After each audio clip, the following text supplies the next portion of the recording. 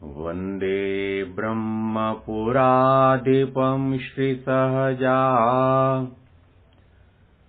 नन्दं च मूलाक्षरम् श्रेयस्कारणसद्गुणैकनिलयम् श्रीप्रागजिह्वावत ब्रह्मोपासनधारकं गुरुहरिं यज्ञं तथा योगिनम् प्रीत्येवं प्रमुखं महन्तमनिशं श्रीजीस्वरूपं मुदा મહિમાનો મહિમા પ્રવચનમાળામાં આજે 1 નવેમ્બર 2025 અને શનિવારના દિવસે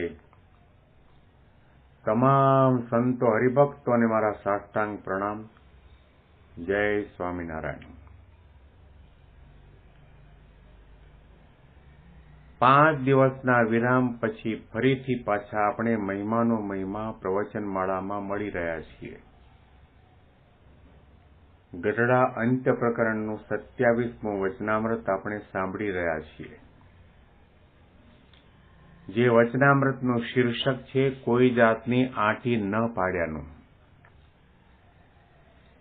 ઘણી ઉપદેશની વાતો કર્યા પછી મહારાજ આદિ અનાદિકાળથી આ જીવ સાથે જડાયેલા માન, ઈર્ષા, ક્રોધ, કપટ, કામ વગેરે દોષો ભગવાનના માર્ગની અંદર કેવા વિઘ્નરૂપ છે એ દોષોની તુલના કરીને મહારાજ આપણને સમજાવે છે. અને વળી એમ વાર્તા કરી જે માન, ઈર્ષા ને ક્રોધ એ 3 દોષ તે કામ કરતા પણ અતિશય ભૂંડા છે. કેમ જે કામી ઉપર તો સંત દયા કરે પણ માની ઉપર ન કરે, અને માનમાંથી ઈર્ષા અને ક્રોધ ઉપજે છે, માટે માન મોટો દોષ છે. અને માને કરીને સત્સંગમાંથી પડી જાય છે એવો કામે કરીને નથી પડતો. કેમ જે આપણા સત્સંગમાં ગ્રહસ્થ હરિભક્ત ઘણા છે તે સત્સંગમાં પડ્યા છે, માટે માન, ઈર્ષા ને ક્રોધ એ 3 ઉપર અમારે અતિશય અભાવ રહે છે. મહારાજે ઘણા બધા દોષો છે એની અંદર અભાવની અરુચિ તો બતાવી છે. કામનું પણ ખંડન કર્યું છે, ઈર્ષાનું પણ ખંડન કર્યું છે, ક્રોધનું પણ ખંડન કર્યું છે, કપટનું પણ ખંડન કર્યું છે, દંભનું પણ ખંડન કર્યું છે. પણ મહારાજ આપણને સૌને સમજાવવા માંગે છે કે માન, ઈર્ષા ને ક્રોધ, માનમાંથી ઉત્પન્ન થતી ઈર્ષા એ માનની નાની બહેન છે, અને માનમાંથી ઉત્પન્ન થતો એવો ક્રોધ માનનો મોટો ભાઈ છે. અને ગીતામાં આ 3 દોષોને નરકનું દ્વાર કહ્યું છે. પણ મહારાજે કહ્યું કે આ 3 દોષો અતિશય ભૂંડા છે, બરાબર છે, પણ કામ કરતા અતિશય ભૂંડા છે. કોઈ કામી માણસ હોય એના ઉપર કદાચ સંત દયા કરે, પરંતુ માની ઉપર તો ભગવાન કે સંત દયા નથી કરતા. કારણ કે એનામાં રહેલો અહંકાર અને અટંટપણું છે એ ક્યારેય પણ સંત અને ભગવંતની આગળ નમવા દેતું નથી. મહારાજે કહ્યું કે માને કરીને સત્સંગમાંથી કેટલા પડી ગયા છે, સત્સંગ મૂકીને જતા રહ્યા છે. માનમાંથી ક્રોધ જાગે, માનમાંથી ઈર્ષા જાગે. અને મહારાજે કહ્યું કે માન, ઈર્ષા અને ક્રોધ એ 3 દોષ ઉપર અમારે અતિશય અભાવ રહે છે. લેશ પણ ગમતા નથી. ભગવાન અને સંત આપણે જ્યારે દર્શન કરવા માટે જઈએ ત્યારે તેઓ આપણા કપડાં નથી જોતા, નાતી જાતિ પણ નથી જોતા. આપણું ઉંમર કઈ છે કે અભ્યાસ કયો છે એ પણ નથી જોતા. આપણી પાસે કેટલી ડિગ્રી છે, કેટલી સત્તા છે, કેટલો વૈભવ છે એને પણ નથી જોતા. આપણે બાળક છીએ, યુવાન છીએ, ગરીબ છીએ, રાજા છીએ, રંક છીએ, ભિખારી છીએ, દેશના છીએ, પરદેશના છીએ એ કંઈ જોતા નથી. ભગવાનના દરબારની અંદર જે કોઈ વ્યક્તિ જાય છે, ભગવાન એની સામું નજર કરે છે, પરંતુ એના હૃદયમાં ભાવ કેટલો છે, પ્રેમ કેટલો છે, નમ્રતા કેટલી છે. એને નિર્માનીપણાના, દાસપણાના, મહિમાના કપડાં પહેર્યા છે કે કેમ? માનના કપડાં પહેરીને, ઈર્ષાના કપડાં પહેરીને, ક્રોધના શણગાર સજીને તમે ભગવાન કે સંતના દર્શન કરવા માટે જાઓ તો ભગવાન આપણને ક્યારેય પણ નજર આપતા નથી, કારણ કે ભગવાનને એ તમામ દોષો ઉપર અભાવ છે, જોવા ગમતા નથી.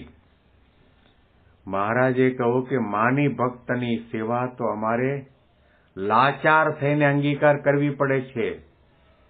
એના હાથનું આપેલું જળ કે અન્ન લેવાનું અમને મન નથી થતું. આટલો બધો અણગમો. જ્યારે મહારાજ અને ગુણાતીત ગુરુ પરંપરાને આ દોષો ઉપર છે, તો પછી એ દોષોને ટાળવાનો અને દોષોથી રહિત થવાનો આપણને વિચાર કેમ નથી આવતો?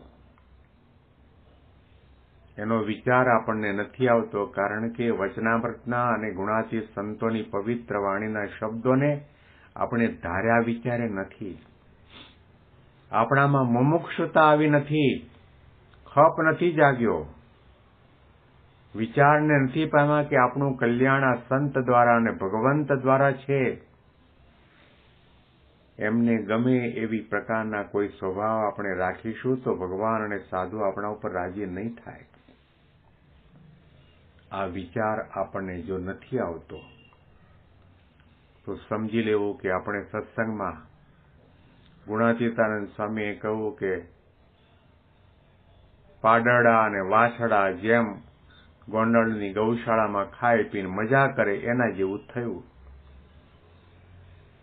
ભગવાનની નજરમાં આપણે ભક્ત નહીં કહેવાઈએ, આપણે મુમુક્ષુ નહીં કહેવાઈએ.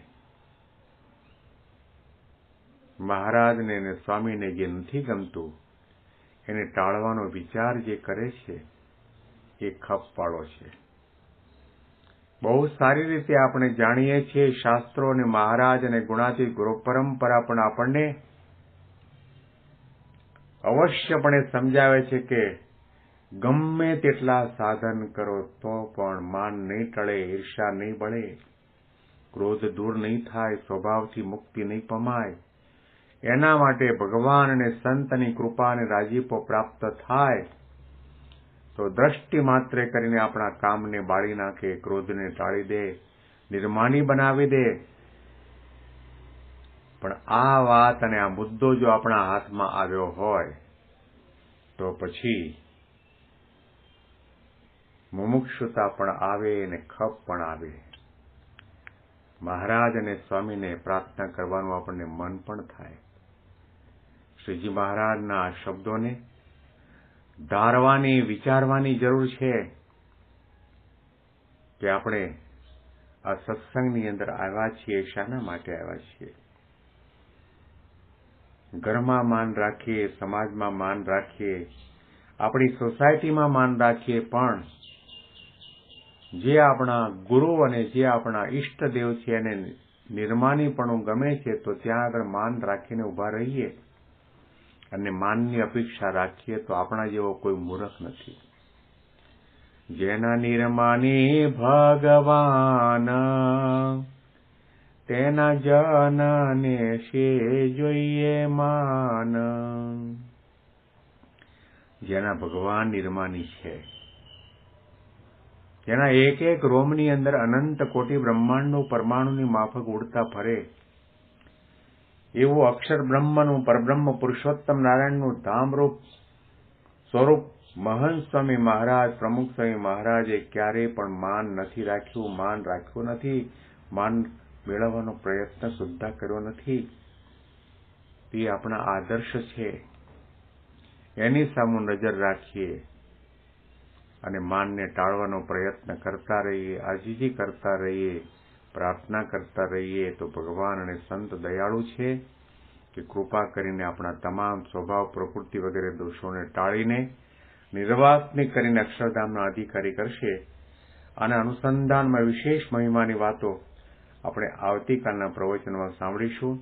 તમામ સંતો હરિભક્તોને મારા સાષ્ટાંગ પ્રણામ. જય સ્વામિનારાયણ.